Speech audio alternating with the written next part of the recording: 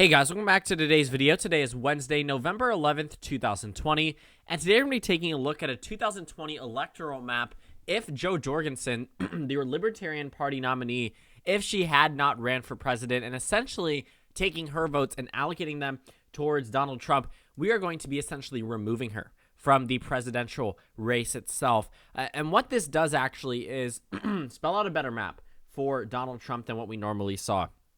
This election was surprisingly close. Joe Biden did well in the Rust Belt. He rebuilt the blue wall. He flipped Arizona. He flipped Georgia. And when we're looking at the electoral map, while it does have some surprises, if you are to take the Libertarian Party vote, some could say that it was technically a spoiler. But Jo Jorgensen rejects this claim by saying if both parties had held on to their promises, if Donald Trump had and Joe Biden with the Democratic Party itself, she would not have needed to run, nor would people be inclined to vote for her. And you can't safely assume that all of Jo Jorgensen's supporters would support President Trump.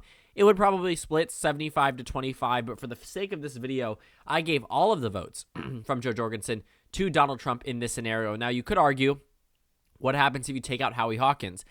There are so many other third-party candidates, and a lot of these races actually did come down to less than 1%. So I want to wait till all of the results are certified. But Jo Jorgensen got roughly over 1% in all of the swing states that really mattered. And in some of the states where Trump won by less than 1%, I feel like the right wing might be quick to say she was a spoiler, the same way that the Democratic Party did what they did with Jill Stein back in 2016. So you know how this works. We start off with all of the safe states. It's crazy to me now that rather than looking at polling data, we are going to be using actual election results for my potential scenarios. And yes, we are not going to really talk about the 2020 election too heavily, but we will be constantly referring back to it just because it was such a monumental election and record-breaking turnout, the likes of which America has never seen. So for the safe states, we have a bunch of them. The majority of the states that we're going to be characterizing are in the safe column on both sides. If the Democratic Party was to see this type of map, I think they'd be very unhappy with it. But then again, Jo Jorgensen was on the ballot in some states that Howie Hawkins was not. So one could say technically if the Green Party was on the ballot in other states that they could have lost the election. But the election's over. All of this is speculative, which is why we're doing it. I just wanted to point that out. So safe Republican states, obviously Donald Trump's numbers would increase in every single state across the nation.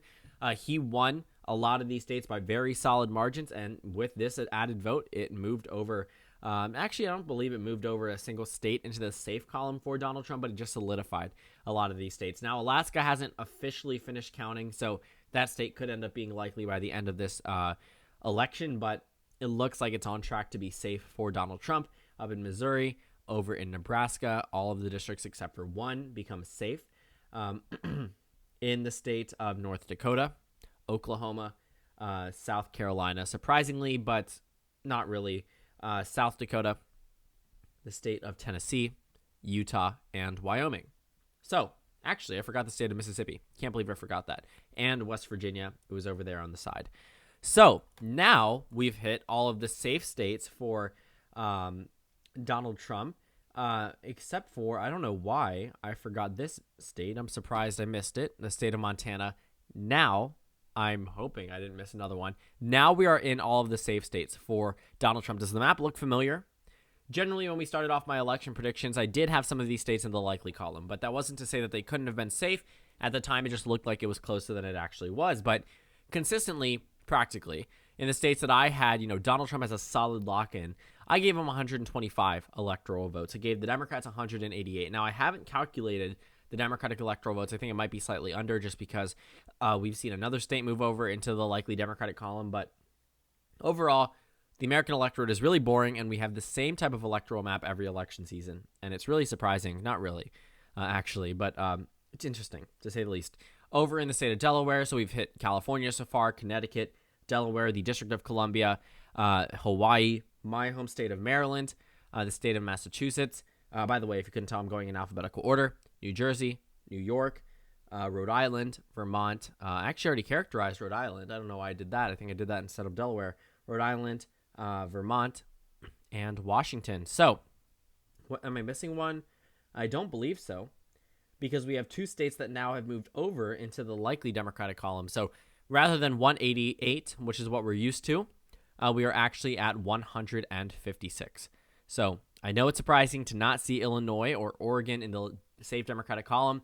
Oregon would be normally without this added vote, but Illinois actually was only 13 points for Vice President Biden. So we can move over into the likely states next. We'll start off with President Trump. There are only 3 states and 1 district. I'm sure you can guess the district because there are only 2 that I have yet to characterize. The states of Iowa, Ohio, and Texas are likely states. That's how they were. Not much changes in terms of the expected vote or projected vote if Donald Trump is to win over all of the Libertarian Party vote. And then Maine 2nd District was the district I was referring to. Well, now let's move into the likely Democratic areas.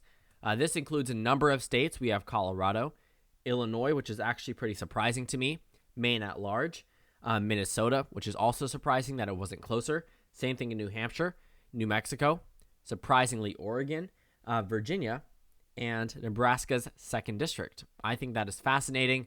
It finalizes the map at 227 for Biden, 188 for Trump, which means all of the remaining states are in the lean Democratic or lean Republican column. I actually have 3 states in the tilt Republican column, which is why some Republicans may actually see Joe Jorgensen as a potential spoiler for the 2020 election. So we'll start off with the lean Republican states. This includes narrowly the state of Florida. It goes up to a Trump plus 4.9, but it still isn't enough to characterize as likely. Realistically, it probably would be likely. Once all the votes are counted, though, it'll probably remain in the lean column. Florida, lean for Trump. Arizona as well, and North Carolina. So all 3 of these states move over into Donald Trump's column. Arizona is the first flip from what the actual election results were. Trump is at 243 now. Biden is at 227. And for Joe Biden, his lean states are Michigan, which puts him at 243, a tie with Donald Trump, and the state of Nevada. So I'm sure you can tell now that the remaining states will all go to Donald Trump, but it is by extremely narrow margins. We're talking tilt margins in Wisconsin, tilt margins in Pennsylvania and Georgia. Now, this is why you could see some Republicans view the Libertarian Party as a spoiler for this election, but you can't count on 100% of the Libertarian Party voters voting for Donald Trump. Just small defects would be enough to keep these states in the Democratic column, so I just wanted to point that out. But when you're looking at the numbers and you're looking at a lot of these votes, you would say if the Libertarian Party was not on the ballot, sure, the Democratic Party probably would have fared worse, but you also have to take off Howie Hawkins and then a number of other third-party candidates, whether it's working families in New York, and I believe they've coincided in all of their elections, but there are some exceptions, not just on the presidential race, but also in terms of congressional races. I remember AOC, she ended up running against her incumbent representative yet again in the regular election. But when we're looking at the presidential election, third-party candidates don't exactly make that big of an impact, but we've seen with just the removal of one, the election winner is ultimately changed. Donald Trump would win the election if he won the Libertarian Party votes. Let's say, they were able to get it off the ballot the same way that the Green Party was removed from the ballot in some of the key swing states. If 100% of those voters had voted for Trump, he would have won the election. But again, that is a big if. That is a big ask of the Libertarian Party. There's no telling of who they would have voted for. And even a 75 to 25 split would be enough to keep Wisconsin and Pennsylvania in the Democratic column. So I'm just looking at the map. I guess you could say maybe Joe Jorgensen in one way or another could have been a spoiler for Trump, but then you would also have to raise the question, well, what if you remove Howie Hawkins, the Green Party candidate, or you remove a number of other conservative versus liberal third parties? It doesn't really matter. At the end of the day, just because the Democratic Party viewed Jill Stein as a spoiler for the election, that didn't change the outcome of the election. This time, it would change the outcome of the election. And in 2016, Jill Stein being off the ballot, if the Democrats won 100% of her vote, that probably is more realistic than the Libertarian Party, just because Green Party is way more to the left than the Libertarian Party is to the right. But again, this is all speculative. It does not matter. The election is over. Joe Biden will be inaugurated in January 2021. This is just a big what-if scenario.